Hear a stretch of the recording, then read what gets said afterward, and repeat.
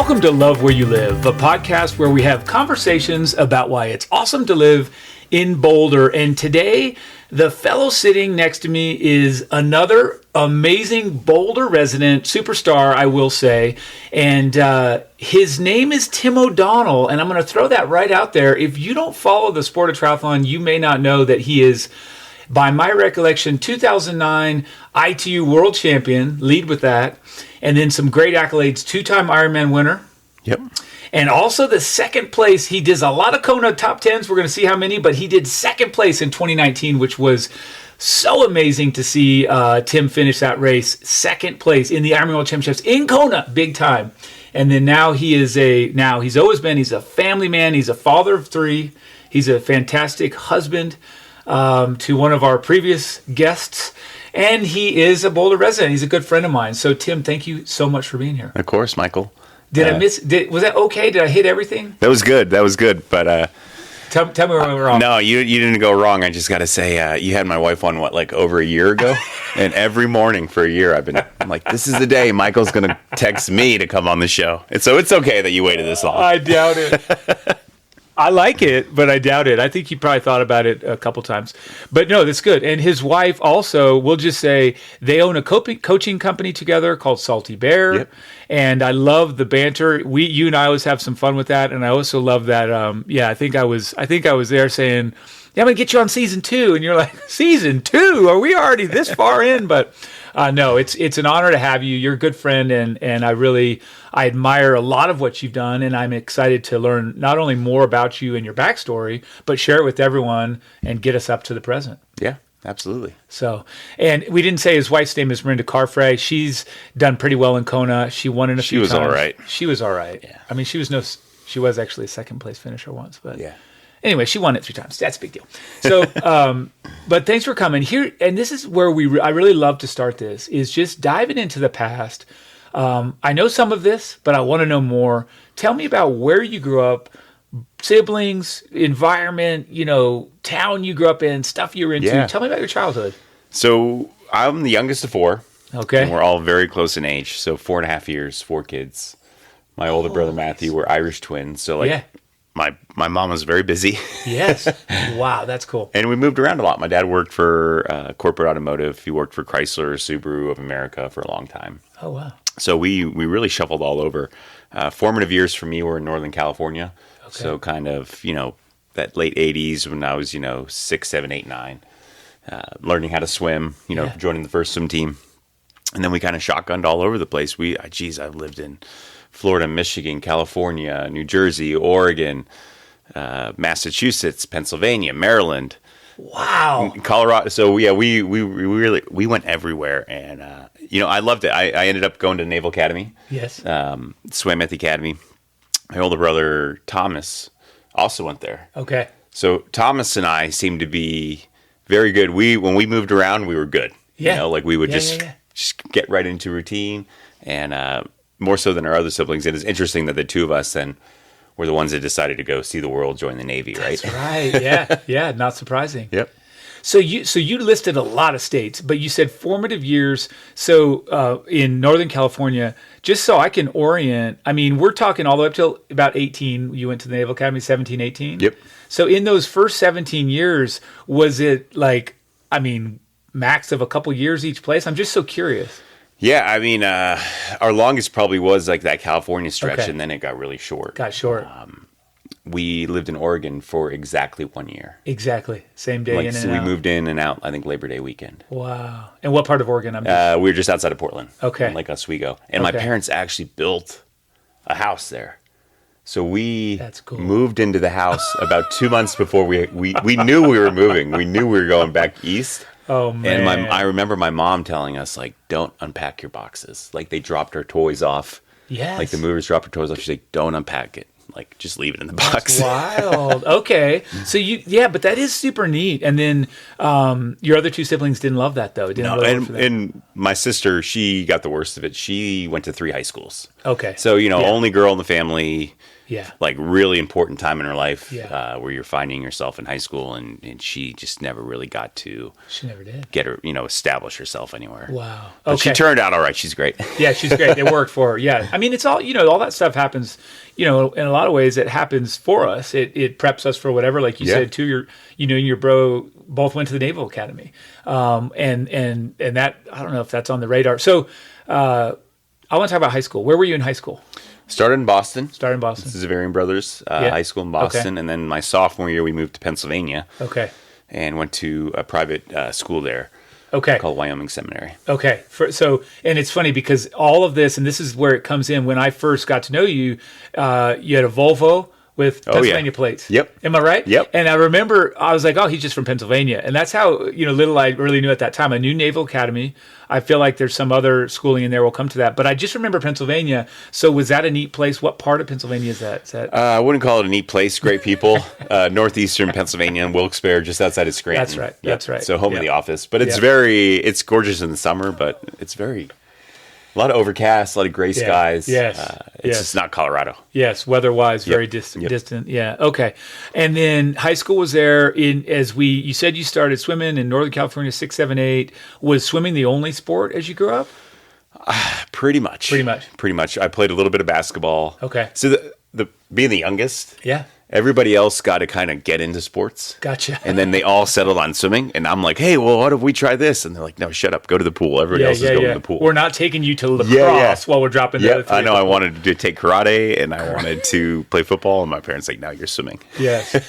And were you, I'm just really wondering, growing up the third, what's the gap in from you to your oldest? So, Katie is she's 4.5 years older than me. And you said that. Yeah, you said that. Thomas is 3 years and Matthew is 11 months. Okay, so right in there. And are you driven to beat them, keep up with them? Are they trying to punch you? I think that's where I kind of got my drive for sport. Okay. And my dad. Yeah. So usually it was me and my dad versus my brothers in anything. Yes. And my dad would not, like playing basketball, football, he wouldn't carry the load. He would always kind of force me to try to step up. How about that? And my brothers were great athletes, and they kick the crap out of me all the time in anything. Yeah.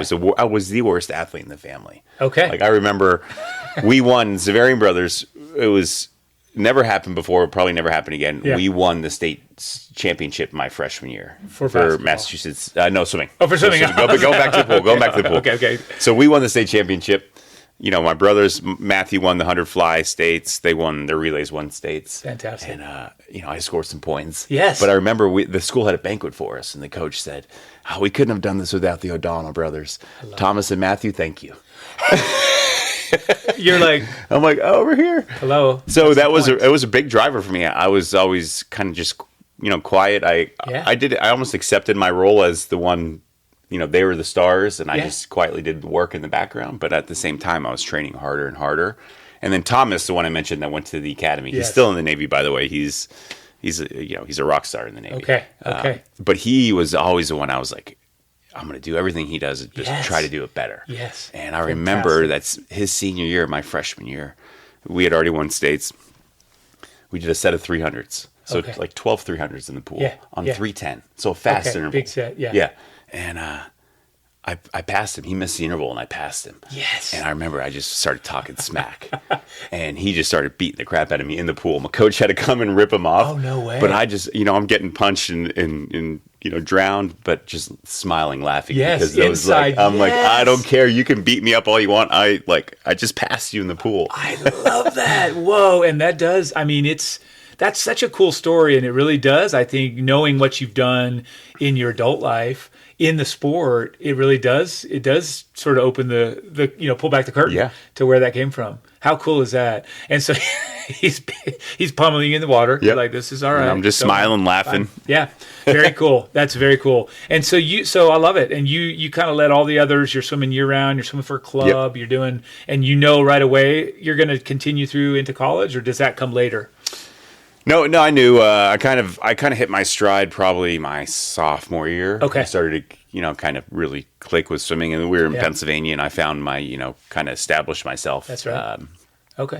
And I followed Thomas to the Naval Academy. Yeah. He always wanted to go to Navy, I remember him having Navy like sweatshirts as a kid. Yeah. And it never interested me. Then I went and visited, and there was something. I was like, wow, this is so much more than just going and partying, going to college, going to class, partying. Yeah. I'm like, there's a sense of service here. There's a sense of something greater, that you're part of something greater. Right. And I was like, I think I want to go here too. How cool is that? And I applied early. I got in like September, and I didn't like. I really like. My mom had to like force me to apply to other schools because if you broke a leg or something before, you wouldn't be able to go. So, but I knew, kind of beginning of that senior year, all right, this is going to be my path too. Good for you. And academically, were you strong? I mean, obviously you're strong. You're getting the appointment to Naval Academy, but do you?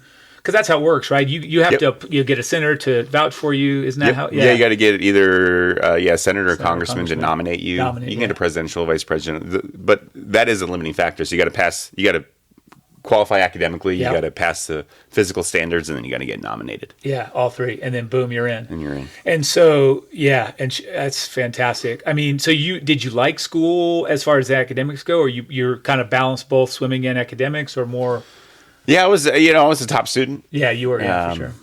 But I wouldn't say I liked it. Yeah, know? Yeah, you're good at that. Yeah, okay. I was good at it, and kind of, There you go. Yeah, enough said. Yeah. All right. I like to be good at stuff. Yeah. So I'd like to perform well on tests and things like that. Yeah. And this is just sort of a side question. Did you feel like, because I'm just fascinated by this now, especially, but is it more internally driven, you think, or was a lot of that still?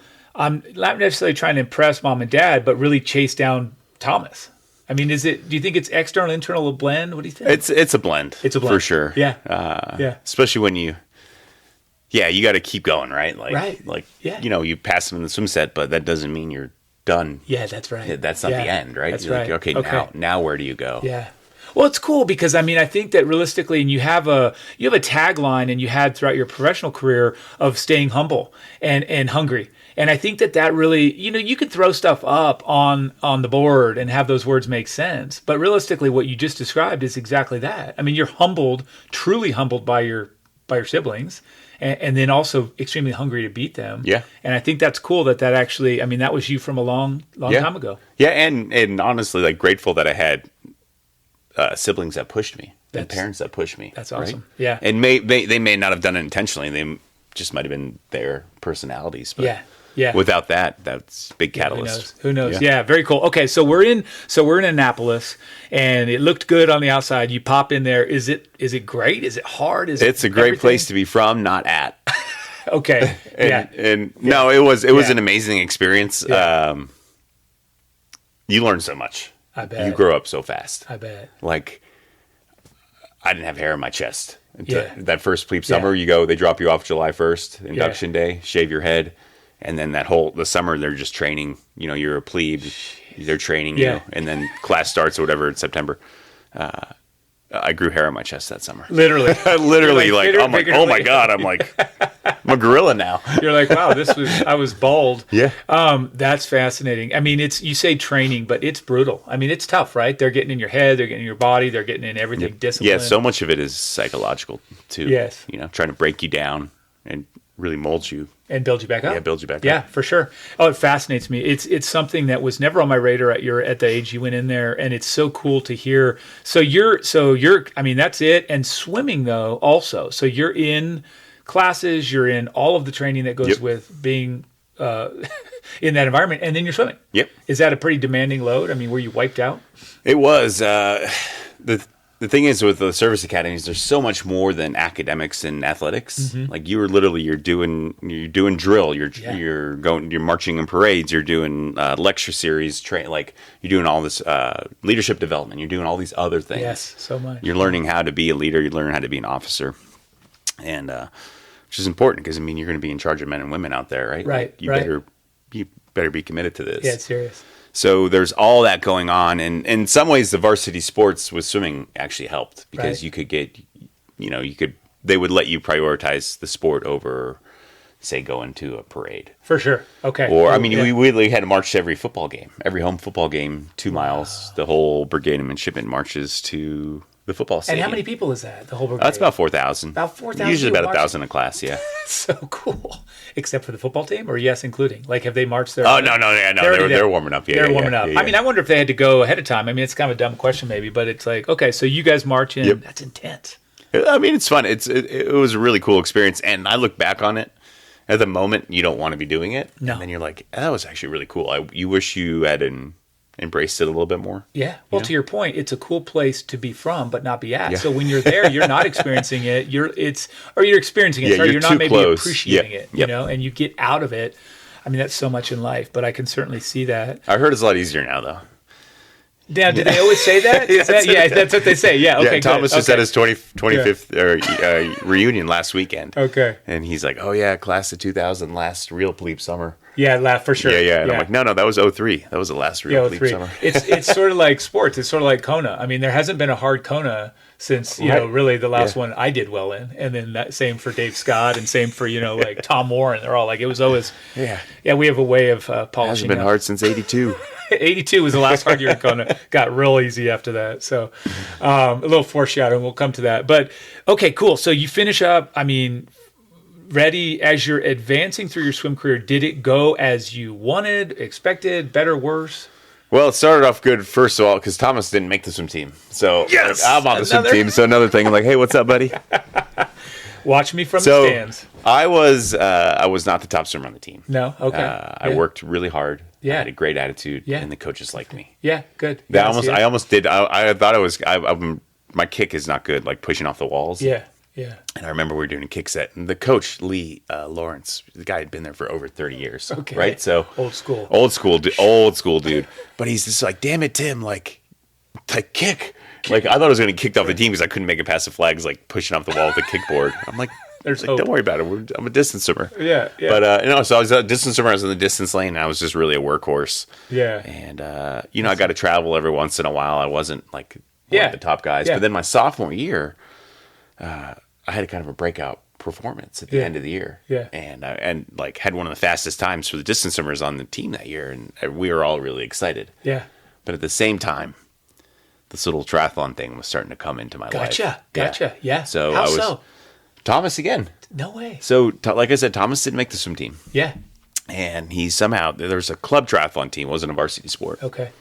And he got into that. Mm-hmm. So my freshman year, my plebe year, he came into my room one day and said, come with me. You're going to try out for the tri team.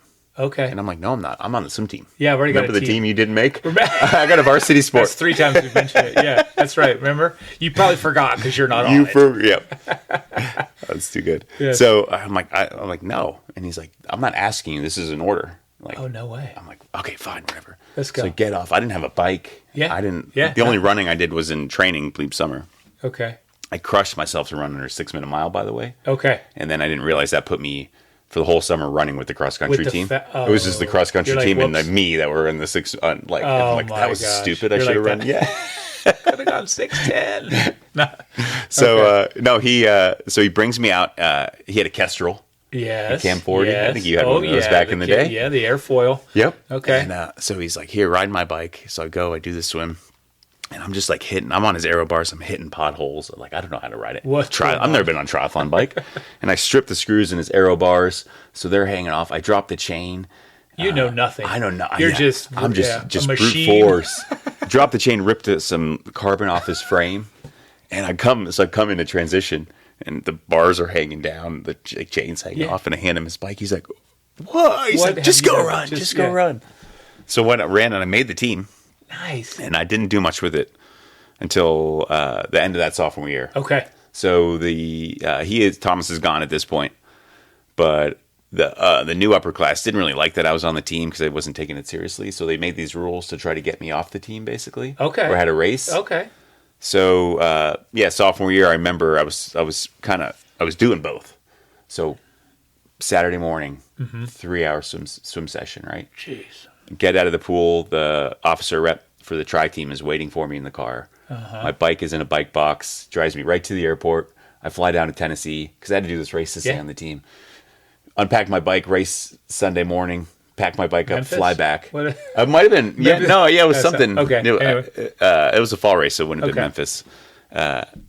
And then I had it I'm in the pool again at 6 a.m. on Monday morning. Brutal. And the swim coach had no clue. He didn't know you did it? He didn't know I did it, yeah. Because Wow. he would have kicked me off the team if he knew I was doing that kind of silly stuff.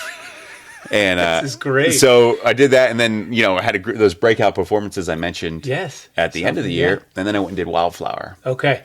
And once again, dropped my chain on that hill coming out of transition. Yeah, it's fun. But I ended up like 11th in the collegiate race. Okay. It was collegiate nationals.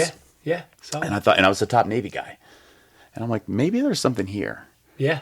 I mean, sure, I'm swimming well, but I'm still like. Yeah, I'm still getting beat up. I'm still not getting low beat man. up. Yeah, maybe I'm going to travel a little bit more, and I'll make the championship team. Yeah. But am I near my plateau in swimming? And maybe my runway in this sport is longer. For sure. Yeah. And that's a hard place. And this is not just sport, but any time in life where you're doing something well, like you're at the top of your game. Yeah. And you have the courage to make completely pivot. Like that was an important life for me, not just because it led me into triathlon, but it was one of those moments where like, you know what? You have a gut feeling. Good for you. Trust yourself. Good for you. Take a chance. That's like, so hard not? At 20. It's hard 20, now. Yeah, probably 20 years old, right? 20. Yeah. Good for you. Yeah, you should be proud of that. And so you said, did you return to swimming in junior year, or nope, you're right to triathlon? Yeah. I went to the coaches after Wildflower, and I said, I'm going to do triathlon. Yeah, because you can't, because it's a no-go on both. It has to be one of them. Yeah, good for you. Okay. But they were super supportive. They were bummed because, they're looking for future leaders of the team too, not just performers. And I think they may have saw that in me. But also, they were really supportive at the same time, and they actually let me stay on as the quote-unquote manager. Okay. Because that would give me varsity privileges. Yeah, which is so. Good. Yeah. Yep. So I could, I'd fill up a jug of water and begin your practice, and I go train for triathlon. Yeah. That's so cool. So 20 years old, year of triathlon, and then if we hit the fast forward button, you start getting better and better. I'm guessing, and then I feel like there's a stop. I know you got to Colorado Springs. I want to hear, how did you get there? I think you were in California again. Yep. Yeah. Yep. So tell me about that. You're out of school, maybe you're doing some triathlon. Yeah. So I graduated, was commissioned an officer. Okay. Congrats. As everybody is, Yeah. That's officer school, of course. Yeah. As you joke, it doesn't matter, 2.0 and go. Like, totally. Yep. Everybody's an ensign. Good. Everybody's equal. But I had worked really hard to get into a program called IGEP, Immediate Graduate Education Program. Okay. So if you're in the top 50 in your class at the academy, and you get a scholarship from a university that has a master's program in your major, then the Navy will let you go. They let you go. Yeah. Meaning no service time. Well, you're still an officer. Right. It's like the first couple of years of your service. Yeah, but that's it. You get to go. You get to go. Yeah. So I was went to Cal Berkeley, studied ocean engineering. So cool. And my choices were Cal or Michigan. Those are the only two that had good pick. Yeah. I mean, sorry, Michigan. I love it. Yeah. No, sort Michigan I heard is beautiful. But you don't get a train like you do. Yeah. I was all I was doing is like, how can I keep racing? Yeah, totally. Where can I do triathlon in school and be here? Yeah. Yep. For sure. And like you said, progressing. And the military has the armed forces competitions in all sports. Yeah. So the Armed Forces Triathlon Championships, did the first one right out of school in 2003. Okay. Won that, and I'd won that. Nice. It's kind of, I was on the radar. Gotcha. And while I was at Cal, I put together this whole marketing package. Yeah. Because I'm like, I got to figure out a way to like keep racing. Yeah. Yeah. And I put this whole professionally done like packet. Well done. Yeah. And I sent it to the Navy personnel office where Navy sports offices. Okay. It's in Tennessee, of all places. And there's no ocean there. The day that packet lands at the Navy sports, the guy's desk, my future boss, Captain Marvin Hines, who was Commodore of EOD Group 1, which is my warfare selection. Right. So explosive ordnance disposal. Yeah. Or like you've seen the Hurt Locker. Sure. Those are the EOD guys. That's EOD, okay. So the head of the EOD Group 1 literally walks by his office door. He was in town for some meeting. While he's looking at it, he's like, "Hey, sir, come check this out." So he pitches it to the Commodore.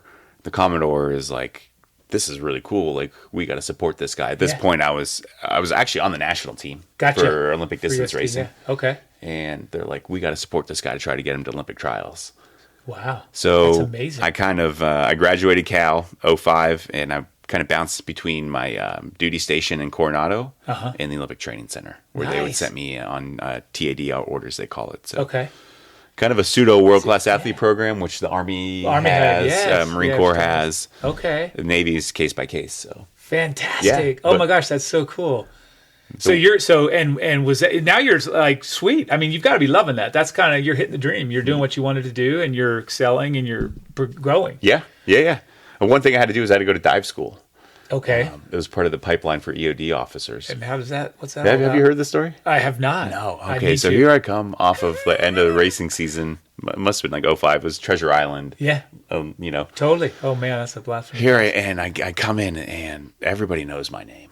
Okay. I'm like, oh, this is not a good thing. There's only 2 officers in this course. It's mainly enlisted guys. Yeah.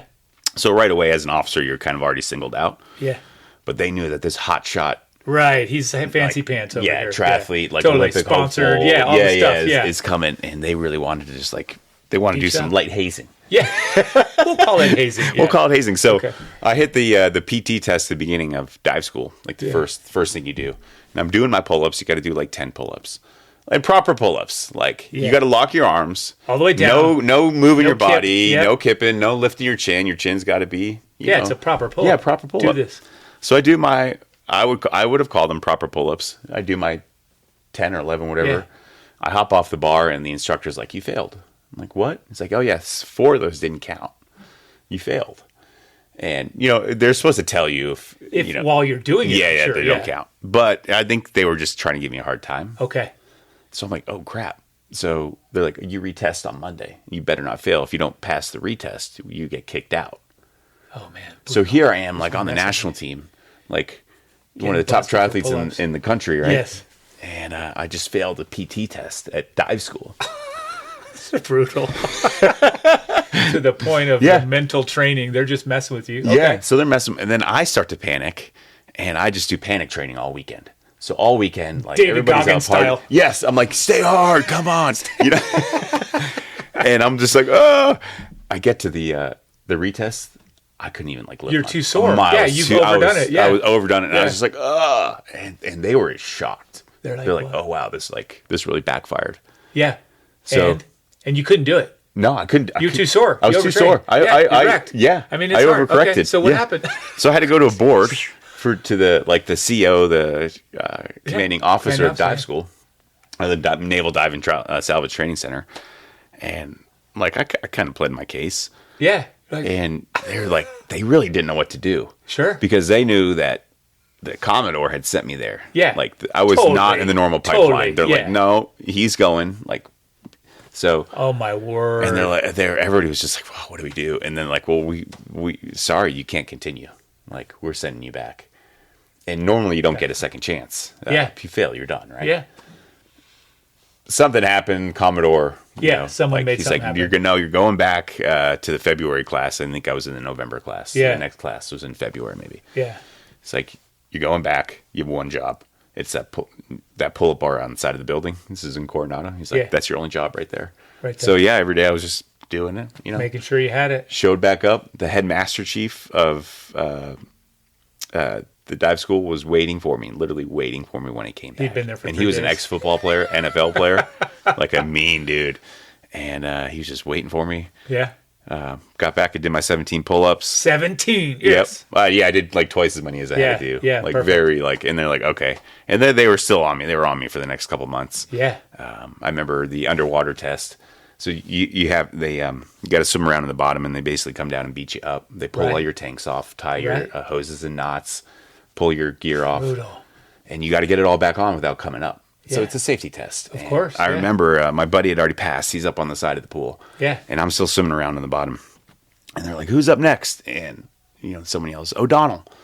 And out of nowhere, he says, Master Chief pops out. I got this one. Oh, shit. So Master Chief jumps in. And I'm just swimming around. All of a sudden, it's boom. And, my head's smacks on the bottom of the pool. Good sock in the stomach. You lose all your air. knots are tied in craziness. They're trying to rip your tank from you. I get my mask back on, clear it, get all the water out. And I see Master Chief there with a little whiteboard. He's like, good luck getting out of this one. Oh, my word. This is brutal. Yeah, so I did it and, kept my cool. Kept your cool. Got it all together. And they're like, after I got through that test, they're like, okay, like this guy's give him a fair shake now. Yeah, like we threw everything at him. He's still here. Yeah. And the instructors actually, a couple months later after graduate, end up honor man of the class, so top graduate of the class. Okay, yes, and indeed. The instructor sent me a handwritten note a few months later, like, good hey, we're job, really proud of you for sticking through that. And not only for yourself, but showing, everybody in the class what their officers are made of. And their officers are going to go a mile for them. So amazing. Yeah, it was really, it was a heck of an experience. For sure. A little embarrassing too. A little bit. I had trouble talking about that story. I was so embarrassed for that story for so long. No way. That's a great story. Yeah. I mean, it's foundational too, because think about what you did for others, but what you did for yourself in that moment. Yeah. That is so cool. And that they came in, I mean, that's all. I love that. Thank you for sharing that. I didn't think, I didn't know. I never heard that. So very cool. Very cool. And now, okay. So if I just recenter, you're now kind of still bouncing between Coronado and Colorado Springs. Let's figure out how we land in Boulder. Cause I know I remember a little bit of this when I sort of intersected with you. But you end up full time in Colorado Springs. Isn't that right? Yep. Okay. So what year was that you got over there? So I was, basically kind of a resident at the Olympic Training Center. Yeah. And I was still in the Navy, but my time was up at the end of 2008, and my boss back in Coronado, my department head, not the Commodore, actually had raced triathlon professionally, and he's like, Tim, you're behind your year group in the Navy. Yeah, go for it. Like, you're not going to get promoted past 04 lieutenant commander because it's just not going to happen. Like, you have a talent, go chase it.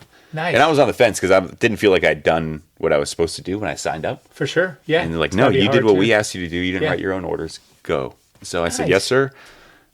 Good for them. And then I was going to stay in the Springs. Yeah. Because I love the Springs. It's a great environment. Of course. Training was pretty good. Not as good as Boulder, but I had a couple friends. Yeah.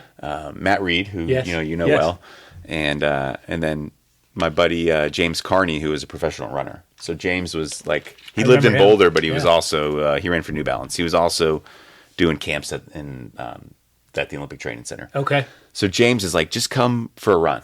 Up in Boulder. Come do a day. Come do. Because I was like, no, I don't need Boulder. I've been here a couple times for races, but I hadn't really experienced it. Yeah, yeah. And then him and a couple other buddies, Ryan Padilla, the Legend Maker. Yes, the Legend Maker. The four of us went on this run. Mm-hmm. And we were going downtown. We were running through the alleys. And I'm like, this place is awesome. Yeah. This is really cool. This is where I'm going to come. And so I had my stuff at the Olympic Training Center. Most of my stuff was at my parents' house. When I got out of the Navy, they just shipped all my stuff. Okay. Yeah. So I said, all right, I'm going to take the Volvo. Yeah. I'm going to drive home. I'm going to get as much stuff as I can fit in. And I'm going to move to Boulder. What year was that? That was the end of 2008. So I moved at beginning of 2009, like January of 2009. And you were, I remember, so that's kind of fun though, just for a second, I'm a geek here. You're just like, that experience was running around the alleys and downtown and hitting all that. Yeah. Cause that's a cool, that's popped up a couple times in conversations, how unique that is, that little area, running those alleys, those dirt alleys. Yeah, yeah. That's cool. I don't know. I find that interesting. So 2008, you guys are doing some training. You run up here, and do I remember you had come to Boulder, got a real close second in the 70.3? Oh, I did. That, right? That was 2008. That was the summer of 2008. It was that. Yep. I remember that because it was like, here's this guy that's a short course triathlete. Yep. You torched the swim and bike and held on super well for the run. Like it was almost right. Simon, 400 meters from the finish line. 400 was it Simon? I remember Simon Thompson. Thompson. He ran 111. Yeah, he ran 111 before anybody could even break 114. Yep. He was like, And I blame Craig Alexander. It was Crowy's fault because Crowy was on the dam at the res. Cheering. He's like, Simon. He's like, the guy in front. No one knew who I was. Yeah, the guy up there. He's dying. He's like, that guy up there is dying, dude. Go get him. And Tomo, Simon didn't think he was happy with second at that point. And 100%. Like, oh my God, I'm going to go get him. Yeah, I remember that. That's funny. I couldn't remember the year. So that into that year, beginning of the next, 2009, this is when I meet you. Cliff English introduced us. I like to kind of always flash back to when I interact with a guy for the first time, and he was coaching you. He was coaching me or Amanda, both of us. And he said, oh, this guy, you got to meet him. He's coming to St. Croix. And you were still, doing short course, mostly a little bit of dabbling in the long course. Again, I don't know why it's relevant, but my first time I crossed paths with you, and then you're in Boulder and you've moved up. Where are you living? Are you're loving it? You're hating it? What's the experience? Are you glad you came? Tell me about that. Yeah, and I actually remember meeting you guys too. I'm like, because you guys were on magazines and stuff. I'm like, oh, I know those two models. Thanks. Yep. I think so. Yeah, maybe on a magazine. Yeah, here or there. Yeah. No, but yeah. So I moved.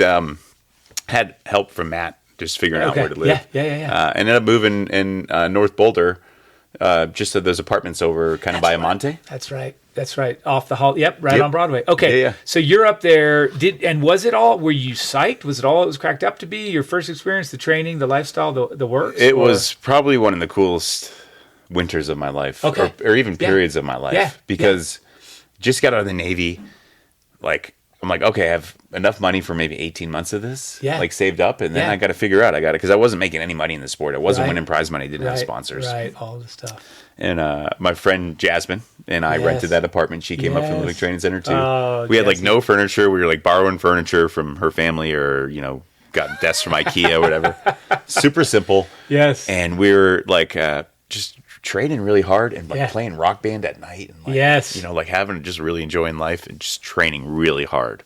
Yes. And it was awesome. So it worked. Okay, good. And then it's neat for me to see, because a lot of times, you hear it seems really good, and then you show up and does it match the expectations? It sounds like you exceeded. You're loving it. And then 2009. I mean, tell us a little bit about those those experiences in the first couple of years that you're here. Some of your highlights or lowlights. Yeah, I mean, so I did a big run focus when I first got here. Yeah. There's such a running culture here. Yes. It's really amazing. It is amazing. I think, I didn't even, at that point, I hadn't even touched on like the trails and roads of Boulder. I hadn't been riding up peak to peak or anything. I was blown away by going to Carter Lake, Totally. 100%. I can relate. So, but it was really the people too that I was meeting at swim, you guys, Julie Dibbins, whoever it is, like Dave Scott. And I'm like, wow, this is a scene. This is awesome. Yes. And, started clicking pretty early on that year, because I needed to. I always needed that catalyst. All right, this is it. Like, I'd always believed in myself that I could win, and I hadn't won up to that point. Right. And my parents thought I was crazy because I wasn't winning races and being like, okay, that makes sense. You're getting out of the Navy because you're a champion. Sure. Yeah. They didn't have the long vision. You had kind of the longer vision. Yeah. It clicked in St. Croix. It did. In May of that year. Yes. My first professional win. Yes, you crushed it. I know. And you were still, okay, so you won that race. You're that summer hits. You're still focusing on both, though. You're still long course, short course, right? Yep. I mean, that lasted for a little while. And again, to the non-followers of the sport, St. Croix is a half Ironman, a lot of history, really a hard race, very difficult race.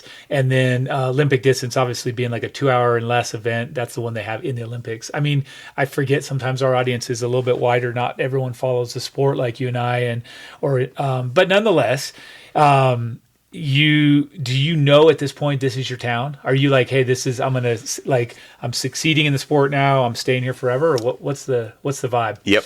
It didn't take long. I stayed in that apartment for a year for 2009. Yeah. And then 10, I bought a place. There you go. Oh, I remember Pleasant View over by on Pine. And it was perfect time. It was worked with Wes Hobson. Yeah, for and, sure. We got a great deal on a townhome over there. I wish we kept it. We ended up selling it, but I knew right away that I did not want to leave this place. I love that. I mean, I still go on runs, like evening runs. The sun's coming down. Yes. And you're like, I can't believe I'm here. That's it. This. Good. Keep doing that. Yeah. And everybody was so nice. That's what I remember when I started training out here. Okay. I think it's changed a little bit. I think Boulder needs to go back. We need to get ourselves together, guys. Because when I first got here, everybody was so polite, like riding or running, waving, smiling. And I'm like, I was like taken back. And I'm like, oh, hi. Yeah. Hi. And then I'm like trying to be like, I'm like getting into it. I'm like, okay, this is how the town is. I want to be. That's what I want to be. Oh, that's cool. I think it's changed a little bit. Yeah, I don't get as many greetings as I used to. You still do it though? You carry the greeting flag? I still do. Yeah, unless I'm in an like a hard interval. Where I'm foaming at the mouth. I'm going to give the greeting. Then you just give a grunt. I agree with you. I agree. I think that all of that, so far, everything I've heard, I can definitely sound off on that. So nice. You're in, you're set, and this is your spot. I guess I do know at some point, and if I'm not remembering incorrectly, it was somewhere in that 2010, you end up falling in love with someone that didn't live here. Yeah. So part-time resident. Really, actually, we met at St. Croix. Okay, we had met before. Right. That's so right. St. Croix, we kind of hit it off. We started dating that summer. Yeah. And like you said, I was on the fence between trying to make the Olympics and focusing on Ironman and Ironman 70.3s. Yeah. And I was performing really well 2009, like on the podium at Nationals for Olympic distance racing and Pan American Championships on the podium. Cool. Yeah. So I was a contender for the 12 team. But as Rinny and I our relationship blossomed, I went with her to Kona in 2010 and watched her first Ironman World Championship. Yeah. And I'm like, this is what I want to do. Yeah. And I kind of also saw the writing on the wall, studying, like observing. I'm like looking at the Olympic world. I'm looking at the Ironman world. And I wanted to live in Boulder. I wanted to make this a career.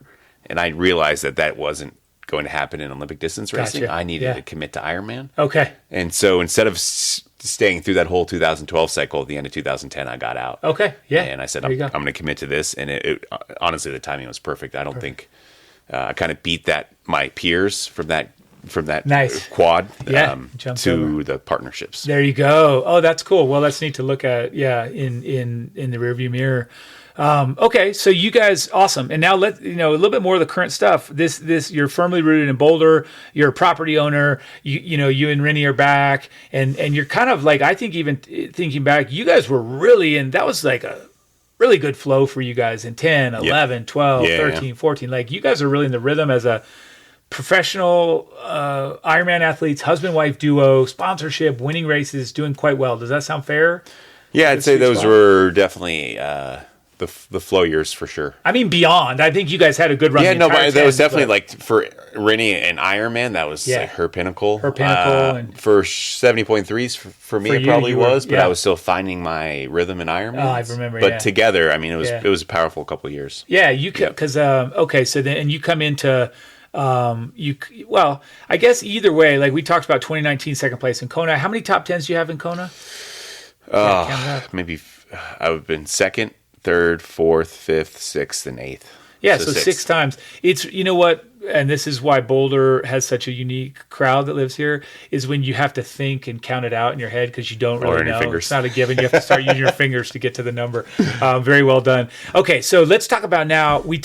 Real recently, you left full-time professional competition, and I know, having talked to you, you've just done 2 super cool adventures. Yep. So that means to me you're still active. What does it look like on a daily basis? And tell us about the 2 adventures you just had, so people know what you're up to.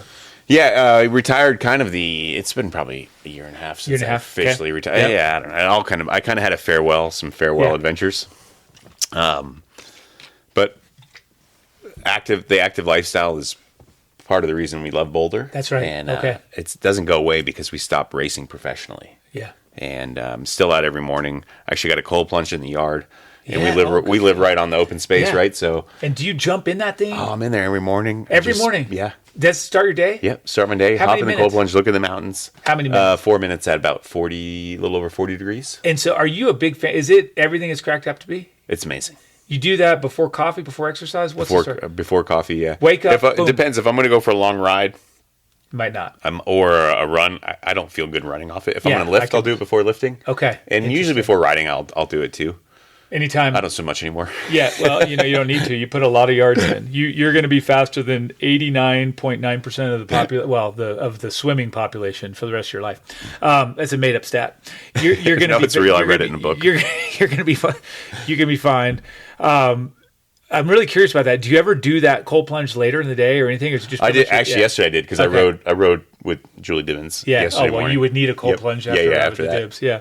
Okay. Neat. So anyway, back to what you were saying. So your active lifestyle, cold plunge. You live by the foothills. Yep. Running, riding a lot. I ride my mountain bike a lot now. Yes. Just because it's different. I can't compare myself to. There you go. There's no pressure. I want to enjoy being fit. I want to enjoy training. I want to enjoy being outdoors. That's right. So it's so easy to hop on your mountain bike or gravel bike and go up the canyons. Agreed. And then I did Xterra Yes, which is an Ruidoso. off-road triathlon. Yes. In New Mexico. Yeah. You're from Albuquerque. I'm from New Mexico, Yeah, so yeah. I feel you. Yeah, so and that's going to be World Championships next year. Yeah. Yeah, wow, that's Gorgeous fantastic. town. You liked the race? It was fun. I mean, you've done Xterra, but you kind of cracked me up. And this again, where you really live that, humility is you're a fantastic swimmer, you're an incredible engine, you're a great all-around athlete, but your technical skills maybe don't support. So bad. I broke 2 bikes last year. You broke 2 bikes last year, and the first triathlon you broke your brother's bike. So it's a theme. But it doesn't mean I can't get better. I'm getting better, and you're getting better. That's what matters, right? Well, new challenges, and you're obviously a guy that has shown lifetime history of being good at chasing goals. Yep. Getting better, trying to improve. You did Ruidoso, and you also did the Grand Traverse. Yes, Grand Traverse was amazing. So tell folks what that's about for the uninformed. It's a 2-day thing. Yeah. Day 1, you run from Crested Butte to Aspen. Right. About 40 miles. Yeah. And day 2, you ride back from Aspen to Crested Butte. Yeah. Now, crazy guys, like Michael, do both. For us, Rennie ran relay. Yeah, we did a relay, and I rode the bike the next day. How did you like that bike? Did you love it? I loved it. It was overall hard. It's super hard, yeah, right? There's so much climbing. So much climbing. It took me an hour and 20 minutes to do the first 5 miles. I mean, I thought I was going to fall over. I was thinking about you. I think we talked. Yeah, we talked about it. But would you go back, or is there a new big long mountain bike adventure? So my goal was to break 5 hours. Okay. I went 5:06. Okay, but that's fast. I went off course twice. Okay. And I fell off the side of the mountain going up Star Pass. You did. You toppled. Literally fell off the side. On the hiking, or were you on the bike? I was on the bike. I was climbing, off. And I kind of came around a hairpin turn, and there was like really loose, chunky rocks, and I was in the wrong gear. Yeah. And I got out of the saddle, and I just kind of like slipped and just fell off the side of the mountain. Down the side of the My bike was hanging off a rock. And well, that's lucky you didn't avalanche it to the bottom. Yeah. That's an intense section. Did you? Yeah. That was that section. Was beyond my ability. That section was beyond most people. It was a lot of hike a bike. It's a lot of hike a bike. I mean, that's So, but in coming off that, were you captivated by that type of event? Do you think you'll do another, like a Leadville 100? Or I would. I was talking about that actually yesterday. Okay. I think I might do the stage race next year. Yeah, I always want something every year. Yes, just to have a goal. Yeah, have a goal. And it doesn't have to be like your training can be in line with your goal for sure. It doesn't have to be win everything. I love that. No, that's good. Let me know if you sign up for that. I want to do something fun next year, and I like to mountain bike. We should also jump on and do some trails. So, if you want, I have tools. If you break something, I could probably bring a spare bike with you. Yeah, totally. I'll carry a bike in my backpack. So, all right, well, cool. And then let's dive in a little bit to now. I mean, I get a flavor for what you guys are doing. You have 3 kids. Yep. I mean, they're all under 8. There's a lot going on there. We synced up at the swim team, at the summer swim team. Tell me a little bit about just kind of the ins and outs of Boulder now. Very different to 2010 9 and 10 when you came here first.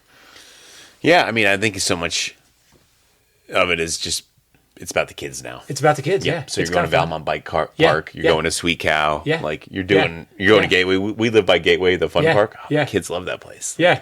Actually, just 2-3 days ago, I did the Buff Classic, and my friend, he's like, somehow you came up. I think it was you came up in conversation. And I must have mentioned you were coming on the show, something like that. And then my friend Ivy's like, I saw Tim at Gateway, like right when Jameson was about ready to be born. He's like, I saw him there. He's like, or maybe he'd just been born, but he was referencing. He's like, yeah, they were there, getting the kids out of the house when Rennie was at home with the baby, and it cracked me up. I'm like, yeah, that seems like an awesome spot. Oh yeah, easy access, great. I don't think anyone's mentioned that yet. Gateway. It's a really good spot. I call it iconic in Boulder. It's iconic. It's amazing. I don't know why I haven't really heard it discussed yet in my conversations. So you do stuff, but you're kid focused, you're exercise, you've got the coaching business. How's that treating you guys? Yeah, it's been great. Salt Bears Racing.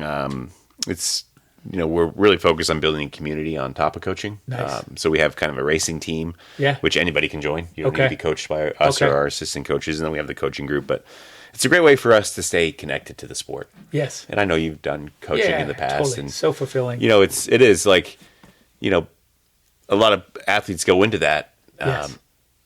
And it's just a way to keep you connected to the sport. I mean, we didn't get into triathlon because of the money. Well, exactly. Or the fame. Exactly. No, we got it because we love the sport. Yeah, 100%. So I don't know, it kind of seems like it just makes sense to still want to still be part of it. I agree. And you guys are, and this aligns right now for me if I really think you guys are good at trying to help people do everything. Like, is that right? I mean, one of your kind of missions is get them fit, but keep them balanced, let them have family, let them do kind of triathlon sustainable, right? And that's you now. I mean, that's like you're in that working family training world. Does that sound fair? Absolutely. I mean, you can't, if you have a job and kids, you can't train like a pro. You can't. And train 30 to 40 hours a week. Yeah. It's just, and it's, we want triathlon to enhance people's lives, not take away from it. Amazing. So when you're overtraining, you're not showing up for your family. You may not be showing up for your work. Yeah.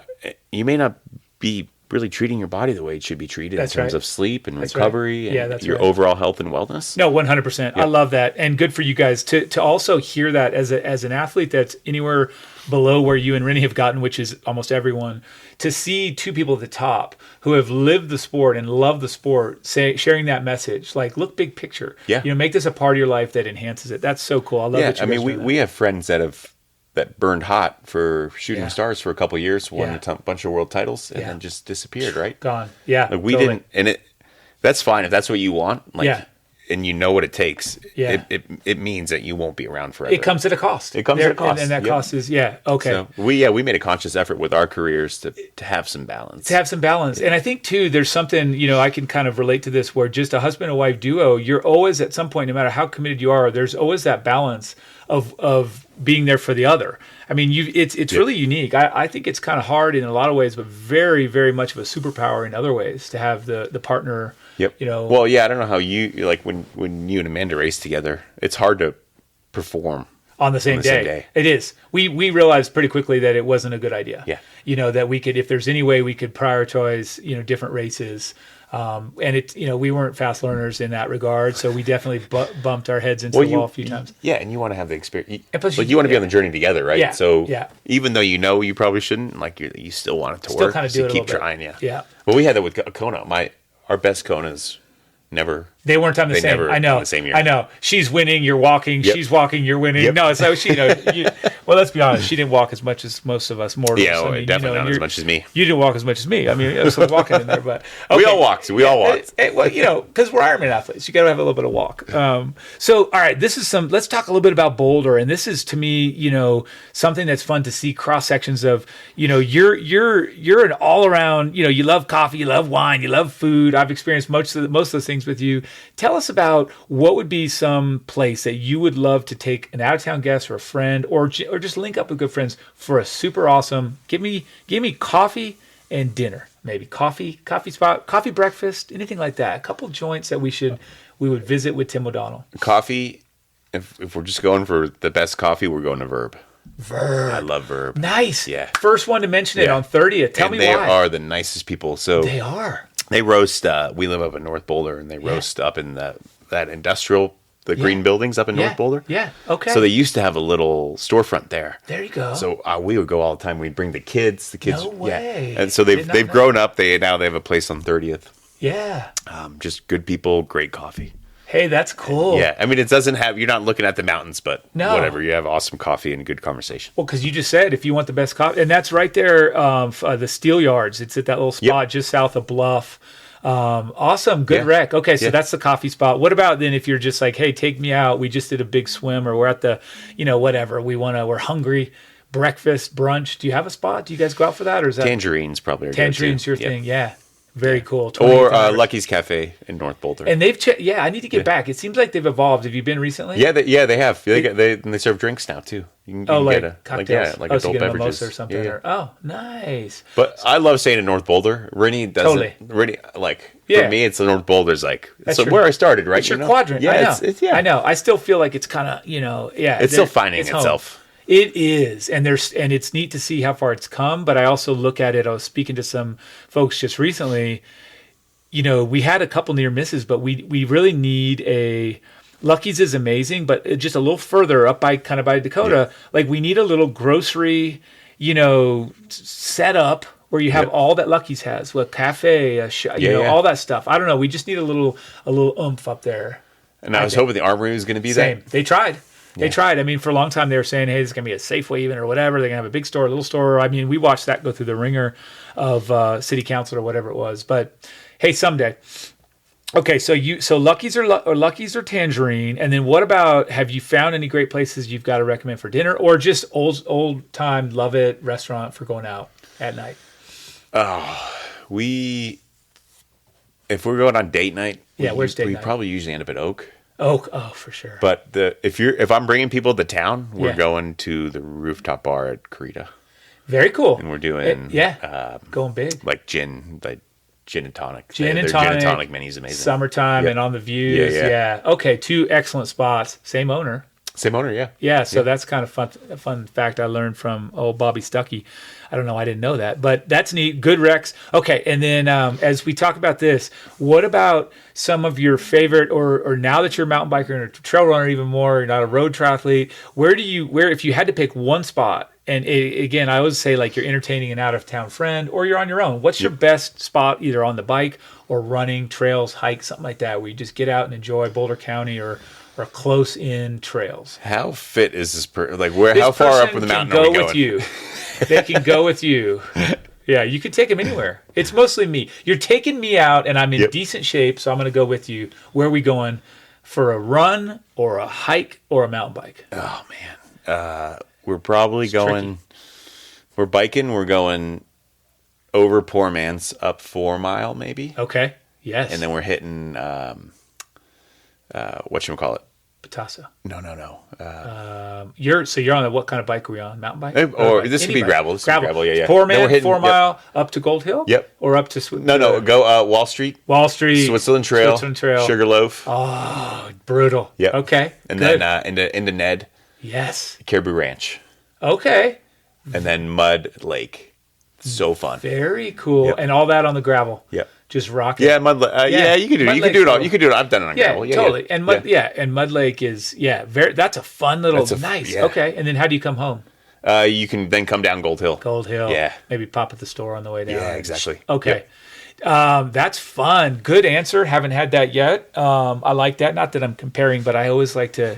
Really, it's a selfish podcast. I'm actually here to get ideas for myself and taking notes, and then possibly invite myself on a journey. Okay, so now this is. I think I will pause and I'm going to pop this into your brain ahead of time. Back of the brain thought. Something I missed that you want to talk about if I didn't bring it up. We'll come to that. That's closing. For now, this is my favorite question to share. Now. You've got any day you want, winter, spring, summer, fall, and it's you with alone, you with friends, you with family, with Rennie, with the kids, whatever you want. Yep. You get to sample it and give us your perfect Boulder County day. And you can leave the county, but like if I were just going to say, walk us through and be as specific as you can. I'm giving you time to think. Yep. Starting when you get up, insert any details all the way till the end of the day, like what we say, cold plunge to cocktail, whatever it looks like for you. Give us a load on how T.O. Oh man, there's so many. I know. It's tough. It's a hard question. Okay. Can I give you 2? You can give me 2. Let's do it. All right. Yeah. So fall. Okay. Fall. We have a camping trailer. Okay. So I would grab that. We just go down to Lyons. Okay. Laverne M. Johnson Park. Okay. We go set up camp there. Okay. Kids get run around, play. Amazing park for kids. Yeah. Then we're getting up in the morning. We're going to Yaya Farms. Yes. We're picking apples. We're getting apple cider donuts. Very cool. Possibly going further out east to one of the pumpkin patches. Very cool. And then we're just chilling at the park. Nice. Grilling at night. Amazing. Yep. Okay, so it's all family. It's all right here close. Yep. Yaya Farms on Nelson Road. Very cool. Yeah. Yes. All right. And then winter, I'm getting Izzy and Finn up. Yeah. We're getting in the truck. We're going to Eldora. There you go. We're skiing the day. And then we're hitting the Master Spa's hot tub at the house. At the end of the day. Après at the house. That's it. Après, dinner, cooking out. Yep. So your perfect days, both are involving just the family, the crew, tight, doing stuff, nothing fancy stuff. I bet you do this a lot. These aren't days these are days you have. Like this has been on your calendar a bunch, right? Yeah, I think through sport and things that happen in life, you realize how important it is to get that time with the kids. 100%. I mean, our daughter Isabel's 8, right? So she's almost halfway through her time with us. That's crazy. Which is so sad, it? right? Like, I know. And you're like, you better get those days in. I know. Because some of the back years, they may not want to hang out with you as much. It's 10 more years of school, right? Like realistically, it's so close. Yeah, our kids are the same, Zane and Izzy, and oh my gosh. Well, good. I love that. That's, it's not even that it's a surprise. It's cool to hear kind of some of the things. Again, I put them on my radar, and it's a cross check for me. Like I always knew you were living well, but it's really cool to see where you're at now with everything, and that you're there and crafting a day like that. So. Very cool, my friend. And then what about, I did send an outline. We probably strayed a lot from the outline, but stuff that maybe was on your radar to talk about that I just dropped the ball and forgot to bring up? No, I mean, I think it's, we didn't maybe talk about his Boulder as much as we I know, were supposed to. A little bit of Boulder, but it's fun. Well, we could. What else is... No, but I mean, I think we hit the... Yeah. I mean, it's like, you know what? And this is what I've seen with our conversations. We bring together people, and I've always said this from the beginning, the conversation were people that we really like and about a town we really like. Yeah. You know what I mean? And it's like how they interact together. And I think we've done a great job with that. I really love the backstory for people too, because it's selfish, but it's like there's a lot of cool folks in town that have done a lot of cool things. But what got you here? What brought you here is a massive part of the story, I think. Well, and I think that's, we can talk about cool parts of the town all we want, restaurants, everything. Yeah. But at the end of the day, it's the people. And nice. There's obviously people that were born and raised here. I have friends that were born and raised. They're amazing people. There's like 6 of them. Yeah, I can name them on this hand. You have 6 fingers on that hand? That's why you swim so well. But I mean, at the end of the day, people come to Boulder with intention. Yes, very well said. said. And they're looking for something, and you can't always just put a finger on it. Like when I came here, I knew this was the place. Yes. And you have if you're here, you understand it. Yes. If you're not here, come check it out. You most likely will. Oh my gosh, that's the magic right there, Tim. I love that, and I totally agree with you. It's really well said, and I hope we keep embracing that. I think some big takeaways I got from this conversation. Too many to list, but I'm imagining you at the start of this saying how much you still look around and say, I can't believe it with the light just hitting right in the mountains, and that you're still appreciating that, because I think that's something that some people now, when they're not waving and they're not doing the high for the bikers and the runners, or when you're rushed in the car and you're beeping, you're cutting people off and that sort of thing, it's because we're not doing enough of appreciating those flat irons, those foothills, this beautiful place. And I love that you're still doing that. So that's very good. Nice. Yeah. Well, here's the thing. I want to thank you for your time, and I hope we get to hang out again soon off the mic behind the... on the bike? Yeah, on the bike. God, magic. But very cool. Thank you again. And I think to close out, I'll do as I always do, and I'll encourage you and everyone listening to go out and do something that you love.